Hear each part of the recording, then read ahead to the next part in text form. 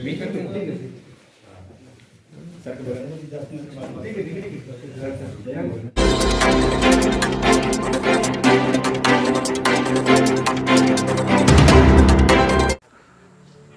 में अपराधियों का अपराध करने का नया तरीका बदल रखा है। अब लभर के साथ हथियार की सप्लाई करते हुए किंजर थाने की पुलिस ने एक लड़की को गिरफ्तार किया है, जो हाल के दिनों में वह पटना में रहकर पढ़ाई करती थी और हथियार की सप्लाई भी करती थी।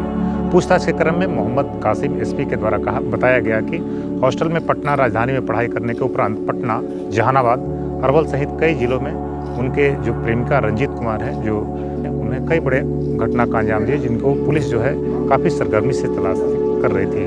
हथियार का नया मॉडल बदलने के उपरांत वह तरीका बदल रखा है और हथियार की पूरी तरह से सप्लाई करने, लेकिन किंजर पुलिस ने उन्हें मंगला हाट के पास से गिरफ्तार किया है। इनके पास से 13,000 रुपये नगद, 4 देसी हथियार के पिस्टल और उसके अलावे जो है एक मैगजीन भी बरामद किया है। मैगजीन जो स्पष्ट तौर पर स्पष्ट करता है कि ये अत्याधुनिक हथियार था और हथियार के सप्लायर थे, जो किंजर बाजार में रह करके अरवल, पटना, आरा, जहानाबाद सहित कई जिलों में यह हथियार का सप्लाई किया करते थे।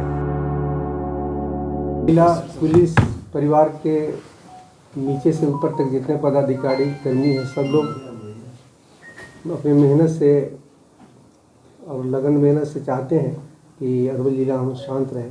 इसी कड़ी में किंजर थाना अध्यक्ष से पूर्व में भी अभी कुछ दिन पहले उनका कुछ लोग का खोया हुआ मोबाइल बरामद करके लोगों को, आम पब्लिक को दिए हैं।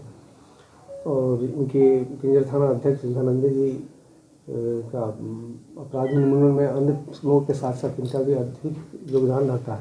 इनके पुलिस अवर निरीक्षक पवन कुमार दास हैं, वो गश्ती में थे और गश्ती के क्रम में ही एक मोटरसाइकिल आ रही थी जिसमें एक लड़की बैठी हुई थी और 2 लड़का था।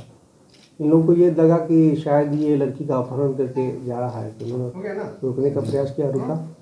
रुकने के बाद वो दोनों भागने लगा तो फिर कुहासा और अंधेरा का लाभ लेके लोग खदेड़े, लेकिन वो मिला नहीं। लड़की वहाँ चूँकि महिला कांस्टेबल के साथ थी, लड़की को महिला कांस्टेबल अपने कब्जे में ले ली। जब इन लोगों ने फिर उस महिला कांस्टेबल के द्वारा चेक किया गया तो जो लड़की थी, इनमें से जो लड़की थी, उसके हाथ में एक झोला था नीला रंग का। उस झोले में 4 देसी कट्टा, एक पिस्टल का मैगजीन, 13,240 रुपये नकद, एक ब्लू रंग का अपाची गाड़ी जो छोड़ के अपराधी भागा वो बरामद हुआ, एक स्मार्टफोन वो लड़की के हाथ में था और बटन वाला मोबाइल बरामद हुआ। मतलब सब लोग जो भी थाना अध्यक्ष थे जिला के, वो सारे लोग अपने रोड पर चले आए। इंस्पेक्टर साहब, दोनों इंस्पेक्टर साहब, एसडीपीओ साहब तो तुरंत रश कर गए और सब लोग कोशिश किए कि जिला में सीलिंग करके उसको, जो 2 लड़का भागा उसको बरामद कर, लेकिन किसी कारण चूँकि वो बॉर्डर एरिया जहानाबाद का था, उसे निकलने में सफल रहा। बाद में जब लड़की का इंटरोगेशन थाने पर किया गया तो इंटरोगेशन के दौरान उसने बताई कि उसका अपना नाम बताई। नाम बताने के क्रम में वो बताई कि अपराधी रंजीत कुमार है, जिसके साथ अभी लड़की 6 माह से डेरा लेके किंजर में ही रह रही थी और उसके साथ उसका संबंध है। और इसी संबंध के कड़ी में उसका आना जाना होता था। तो जब पता चला कि रंजीत कुमार का आपराधिक इतिहास हमारे सारे पदाधिकारी लग के खंगाले हैं, तो पता चला कि किंजर में भी एक बैंक लूट उसने किया था। उसका अभी वर्तमान में जो कांड दर्ज हुआ है, वो कांड दर्ज जो आज हुआ है आर्म्स एक्ट का कांड दर्ज हुआ है, लेकिन पूर्व का जो आपराधिक इसका देखा गया तो उसमें किंजर थाना 2014 में वो हमारे ग्रामीण बैंक के लूट कांड में चार्जशीट उस पर किया गया है। जस्ट बॉर्डर पर, किंजर के बॉर्डर पर पटना जिला का सिंगोरी थाना है, वहाँ 40/14 केस दर्ज हुआ है रंजीत के खिलाफ, जिसमें आरोप पर समर्पित पीएनबी बैंक में लूट किया था उसने। फिर जहानाबाद से इन लोगों ने संपर्क किया तो सकूराबाद थाना अध्यक्ष ने बताया कि 49/14 और 14 आर्म्स एक्ट के केस में उसको चार्जशीट किया गया।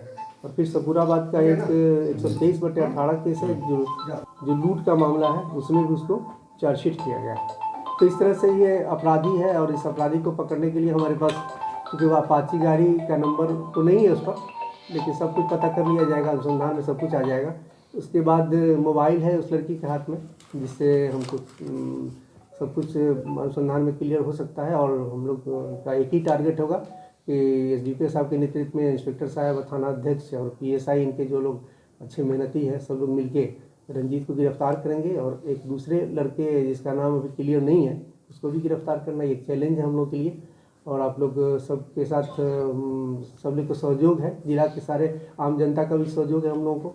और नतीजा है कि हम लोग अमन चैन कायम जिला में चाहते हैं रहें। अगर ये अपराधी रंजीत नहीं पकड़ाता तो हो सकता था कि कहीं लूट की घटना को, वारदात को अंजाम देता, चूँकि कहीं ना कहीं भागा है तो उसके पास और भी हथियार रहा होगा। अभी तक तो लड़की के हाथ में पकड़ाया है, तो अभी वो लड़की तो जिससे तो स्पष्ट है कि उस लड़की को किसी तरह से अपने ट्रैप में किए हुए है। वो पढ़ने वाली उसकी माँ से भी इन लोगों ने बात किया तो बताई कि हॉस्टल में रहते पटना में पढ़ती थी, और चूँकि कम्युनिकेशन गैप हो गया माँ से, इसलिए पता नहीं चला यहाँ रखे हुआ था। तो अपराधी के चंगुल में है, इसको देखते हैं, कोशिश करेंगे हम लोग। ये तो देसी कट्टा है, जो मैगजीन बरामद हुई है वो मैगजीन से सवाल खड़ा होता है। तो रंजीत तो जब इतने बैंक को लूट किया है तो उसका एक ग्रोह है ना, तो उस ग्रोह का हमको पता करना पड़ेगा ना।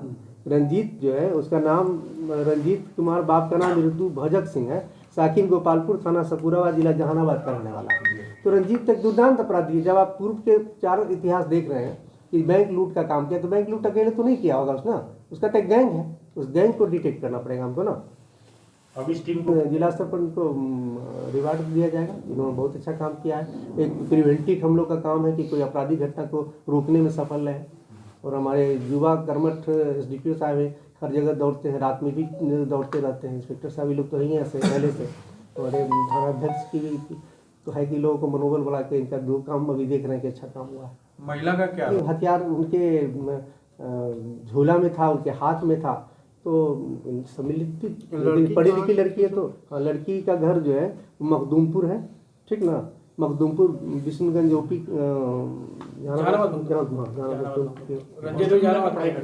जैसे उसकी माँ कहती है कि पटना में रहती थी, तो कहीं ना कहीं इस लड़के के चंगुल में आ गई ना। अच्छी डिग्री है, इसके पास कैसे ही पढ़ाई करती थी। वही सब तो और गंभीरता से देखा जाएगा, बहुत कुछ सही नहीं बता रही है, देखा जा रहा है। कितना दिन से लगा? ऐसा पता चला कि 6 माह से किराए में रह रही है।